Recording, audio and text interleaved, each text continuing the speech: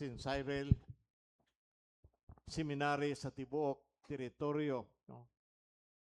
Sa Asia. At the same time, siya nahimong secretary sa House of Bishops, and then siya ang archdeacon, no, sa Diocese of Mindanao. It is a great privilege for us. Napay isa ani, trainer ni mga obispo. Kaya wa pa man tani adto, kuan pa man ta, pero karon we can do it slowly. Makahuna-una na ta.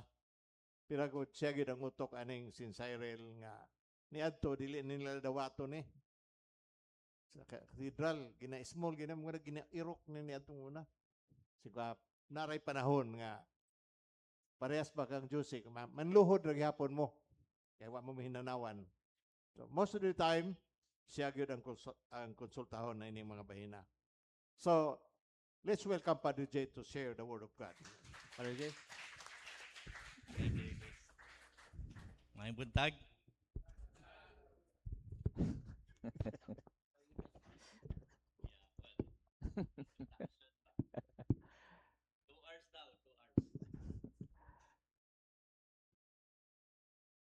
Ang atong tema, gipadala kita aron pagpaambit sa kasing-kasing sa maayong magbalantay ngadto sa kalibutan. Ang atong hunahunaon that the Lord is our shepherd, siya ang atong magbalantay. Ipahiluna kita sa maayong butang, ug tungod ganiya wala niya tayong gikinahanglan, we shall not be in want.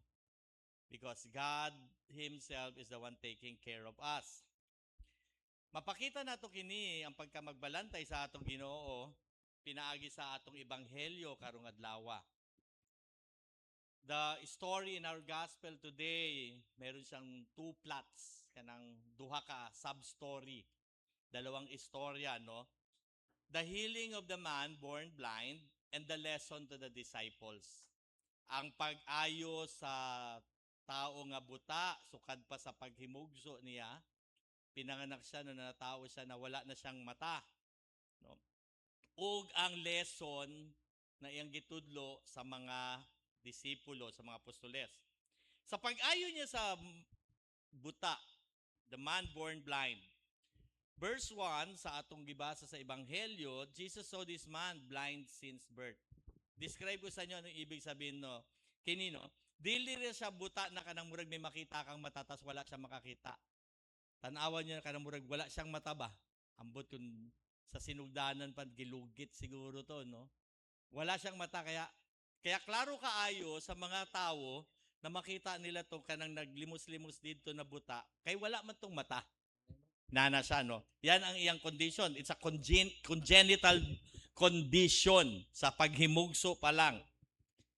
So, dili na acquire niya yung blindness niya tungod sa external channels, but he acquired it since birth.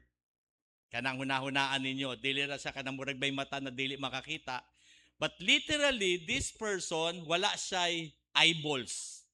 Walay kanang bilog na mata ba? Then Jesus Christ healed this person, pinaagi pagdura niya dito sa yuta. Gumawa siya ng clay. A spittle of clay, applied this clay to the eyes, and said to him, "Go wash in the pool of Siloam." Translated, sent. So he went away and washed and came back seeing. No, nakakita siya. Kanang hulagway sa paghimo niya ng mud ni Jesus Christ is a creation at work. It is a picture of God creating something out of nothing. Balikan niyo sa Genesis chapter 3, no? Paano niya gimugna ang tao. He made us from the ground. Kaya nga, di ba, nung Ash Wednesday, ikaw gikan sa China ikaw usab mo balik. Dili. Ano pala? Ikaw gikan sa abog. You are dust, and to dust you shall return. Nakita niyo yun. Kumuha siya ng dust, si Jesus Christ, and gave this. So pinapakita niyo a new set of eyes from the mud on the ground. It is a picture of creation. Jesus Christ displayed the power of God by the works of his hand. This showed that Jesus is not just a light bearer, just as he said, I am the light of the world. He is not just a light bearer na may hawak na suga, but he is the source of light himself. Siya mismo ang kahayag sa kalibutan. The blind man received the sight, yet the people around him were unable to see the miraculous light of Jesus. Wala sila makasinabot, dili ra wala makasinabot, kundi wala nila dawaton. Kaya nakakita nila itong buta, naglimos-limos, maguna-una pa sila, laing tao naman ni. Kaya naman na mata. Kung nakikita lang nila kanang buta sa una, na may mata pa, mag-ingon lang sila, nagbuta-buta ra to. Dili, kay nakita nila to sa una, sa sinugdanan, walay jud mata. So dili ni mag-inarte ba? Apan, kining mga tawhana, wala mo tuo sa atong Ginoong Diyos sa iyang mirakulo na gihimo. Their unbelief overshadowed the miracle of Christ. Nung matabunan ang mirakulo na gihimo sa Diyos tungod sa ilang dili pagtuo. How many of us here, no? Dili mo mutuo na gumagawa na si Lord taliwala sa inyong katubangan, touching your lives, but you, because of your unbelief, unable to see the goodness of God. Yes. No, nga naman, kay nabuta kita because of our unbelief. Hinaot na ang atong Ginoong Hesukristo will guide us in our unbelief. Paano natin magagawa yon? To guide us in our unbelief, kinahanglan yun that we will heed to the lesson of Jesus imparted to the disciples. Magtuo kita sa mga pagtulunan na gisulti sa atong Ginoong Hesukristo sa iyang mga disipulo. Like a shepherd, he leads and guides us in the paths of righteousness. To quiet waters when we can feel our thirst. Last Sunday talks about the living waters. The waters that cleanses, na naghinlo ka nato, o ang water gihapon na makatagbaw sa atong pagkauhaw, that will fill our thirst. Mao kini ang lesson sa mga disipulo. The second part of the story, the lesson to the disciple. Nakita ni Jesus Christ kining buta sa ato pa sa ebanghelyo, nag-ingon dito na sukad pa sa paghimugso from birth. This means that Jesus Christ saw this blindness from the man. The Pharisee, para malaman nyo, no, kini naging istorya, nangutaan ng mga disipulo sa kanya, kay kinsan sala ni. Ang mga Pariseo sa panahon ni Jesus, naniniwala sila sa tinatawag na rewards and punishments. Diining kinabuhi o sa kinabuhing umaabot.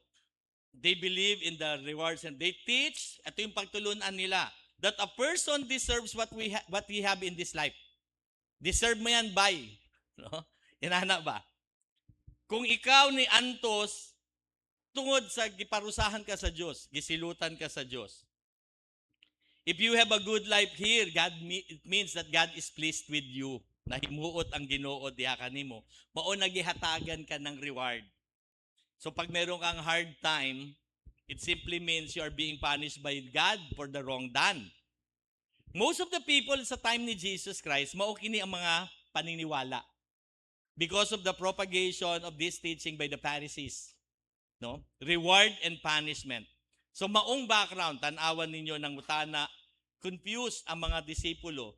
Kay kinsang sala ni, kay nahitabo kini, kay sukad pa sa sinugdan, sa natawo pa lang kining tawhan, nabuta nagyud siya. Kay kinsang sala kini, kining tawhana o sa iyang mga ginikanan. The reason why they're asking, because they believe that this person or his parents sinned. Mauna nag-antos siya. Pinaparusahan siya ng Diyos. Tanawan niyo kanang huna-huna nila, no? Mao ka na, they were confused because kinsa man ang salaan ni. Kay wala pa nang sala kining bataa, katong natawo siya. So sala to sa iyang mga ginikanan. Pero bakit hindi ang ginikanan ang nag-antos, kundi ang bata? So this is their confusion.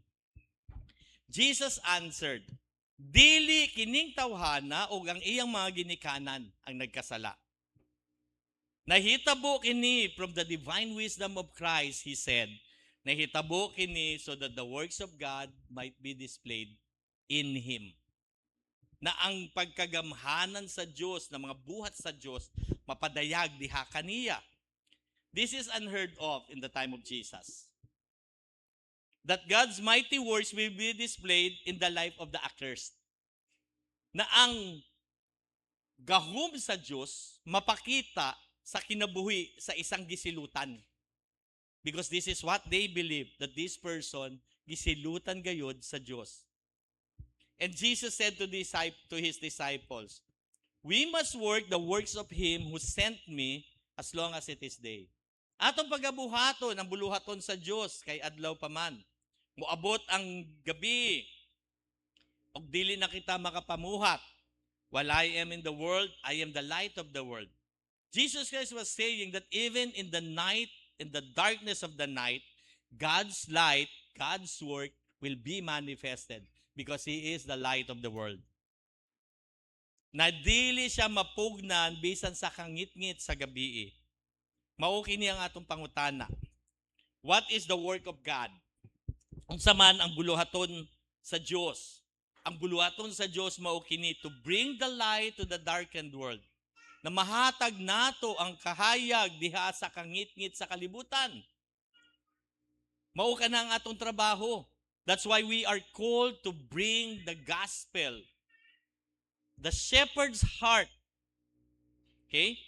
Now, how do you bring the light to the world? Paunsa nato mahatag ang kahayag sa kalibutan. St. Paul said in our second reading in Ephesians chapter 5 verse 8, walk as children of light. Maglakaw mo isip usa ka anak sa kangit-ngit. Sine-check ko lang kayo kung nakugising pa kayo ba. No? Basin, basta may marinig ako, amen! Sao naman ninyo. Maglakaw mo isip usa ka anak sa kahayag. In verse 1 and 2, St. Paul was challenging us, be imitators of God. Naawaton nato ang Ginoon Diyos as beloved children. Walk in love, paglakaw mo sa paghigugma. Paunsa nato mapakita ang paghigugma sa Diyos, just as Christ loved you and gave Himself for us as an offering and a sacrifice to God as a fragrant aroma, na pamahimuot kita at tubangan sa Diyos. How do we walk in love? Unsaon nato maglakaw sa paghigugma? By giving ourselves to Him as an offering and a sacrifice. This will be a pleasing aroma before God, na makapahimuot kita sa atong Diyos. Kinsa ang dili ganahan na mapahimuot ka sa Diyos? Kitantanan man ganahan, no? Gusto nato mahimuot ang Diyos kanato. Di ba? So how can we please God? We can please God by living the life of purity. In verse 3 to 5, sabi niya rito, apan ang sexual nga immoralidad o bisan unsang kahugawan o kahakog, greediness, dili gani ang ayang hisgutan diha kaninyo, dili paghisgutan pa ba? Ingon nga angay taliwala kini sa mga bibalaan sa atong Diyos. In Psalms 119 verse 9 it says, how can a young man keep his way pure? Nangutana ang psalmist. Paunsa nato kanang mga batanon ba na mahimo kitang pure, kanang walay hugaw, no? Atubangan sa Dios. Mao kini ang tubag ng psalmist, by guarding it according to your word. Na magbantay kita pinaagi sa iyang pulong. In verse 4, balik tayo sa sinulat ni San Pablo, there must be no filthiness or foolish talk. Kinahanglan nga walay kahugawan o binua nga sinultihan, mga bulgar nga pagbiay-biay, o dili angay na mga pagsultihay, kundili angay ang pagpasalamat sa Diyos. Colossians chapter 4 verse 6 says, let your conversation be always full of grace, seasoned with salt. Dili nagpasabot na parang hiniskutay nyo, lagi na lang John 3:16. No? Dili, sabi rito, seasoned with salt. Kabalo kung sa may salt, panimpla man na. Yung salt, dili man nakainin. No? Itinitimpla na. Nakasabot nyo? Ibig sabihin, lahat ng mga ginagawa natin, lahat ng mga sinultihay nato, was seasoned with salt. You know, lami ng salt, no? Labi na kang mag-inom mo ng tequila ba? No? Kanang pampaano ng pampaparot gamay ba? Pero kanang asin lang imong kaunon, walay lami na. So that you may know how to answer everyone. Colossians chapter 4, verse 6, St. Paul says. Balik tayo sa sinabi ni St. Paul sa Epeso, na atong gibasa kanina. Kay kini ang atong mahibaw-an nato na pagkatinuod nga walay makihilawason ug mahugaw ug hakog nga tao nga adunay panalundon sa gingharian sa Dios. You have no part as an inheritance in the kingdom of God. Sabi niya rito, no sexual immorality, impurity, or greedy person shall enter into the kingdom and have part in the inheritance of God's kingdom. Okay? In the same na kanang sama sa inani na sinulti ni St. Paul sa Ephesians chapter na binasa nato from verse 3 to verse 5. In 1 Corinthians chapter 6, this is what St. Paul ipakapin niya sa pagpapulong. And this is somewhere of you. Gani daw kanang nahitabo sa kasagaran, sa kadaghanan kaninyo, sa uban kaninyo. Apan gihinlo kayo o gibalaan and kayo'y gihusgahan sa Diyos tungod sa iyang pagkamaayo. St. Paul says, you were washed, you were sanctified, and you were justified in the name of the Lord Jesus Christ and by the Spirit of our God. Remember the gospel last Sunday about the water. The water is the Spirit of Christ living inside you. Namudagayday sa inyong mga kasing-kasing. Dili na kamo kini. Nasgisulti sa Epeso. You are not longer like this. You are no longer immoral. You are no longer idolater. You are no longer impure. You are no longer greedy. Because you have been washed and sanctified and justified by our Lord Jesus Christ. Through our Lord Jesus Christ and by the power of the Holy Spirit, by the washing away of our sins, we now have received enlightenment. Enlightenment is the sacrament, is a product of the sacrament of healing. Dili ra maayo ang imong lawas nun nga kanang panglawas la, no? Na-receive mo yung sight, na ayo ka sa imong mga sakit. But what you will receive is an enlightenment from God. This is the efficacy of the sacrament of healing. This is the efficacy of the sacrament of the body and blood of our Lord Jesus Christ. The healing of our spiritual blindness. Compliance to the command of St. Paul, no, is not just an outward act, but an attitude of the heart. For God does not look on the outward appearance, kung unsa inyong pagbarog. Outwardly, you are not doing this, but inwardly, you are committing the gravest sin. He looks at your heart. Nagtanaw siya sa atong mga kasing-kasing. Unsa man ang pagtanaw nato, no? Bisan pa mag-ingon ka na ikaw ang pinakabalaan, timan ikini. Maghisgot ka na ikaw, no, gituman mo ang tanang balaod.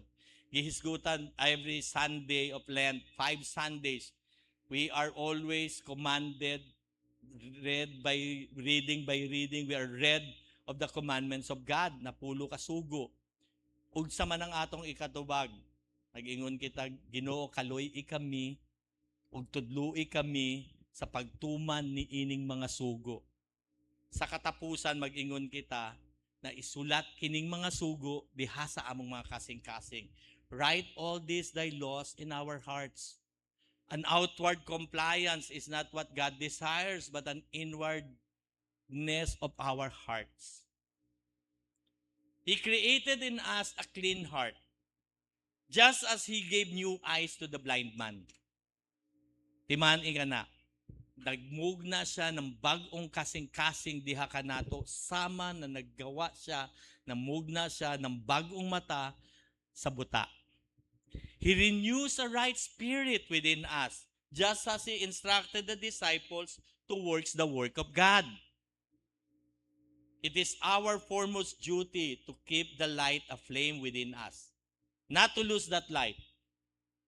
Dili nyo walaon ang mga kahayag na gihatag kanato, the light that is shining forth that Christ gave us. Now we are able to see Christ for He has enlightened us. Makita na nato ang Diyos kay giabri na ang atong mga mata. Gihatagan kita ng bagong mga mata aron makita nato ang kahayag ni Kristo. Dayon, walk as children of light, not as bastards in darkness. Paglakaw ka mo, ingon nga mga anak sa hayag, dili ingon mga anak sa kangit-ngit. Kay nayon, karon, gihinluan na kayo sa atong Ginoong Jesucristo. Ayaw na pagbalik sa pusali. Ano pusali ka ng putik ba? No? Ayaw na pagbalik sa mga kasamaan na ginagawa nyo dati. Ayaw na good. This is the message of the whole Lenten season, that we take away the sins that easily entangles us, so that we will be able to come as children of light. May the words of my mouth and the meditations of my heart be acceptable to you, Lord, my rock and my redeemer. God bless us. God bless us all. Good morning.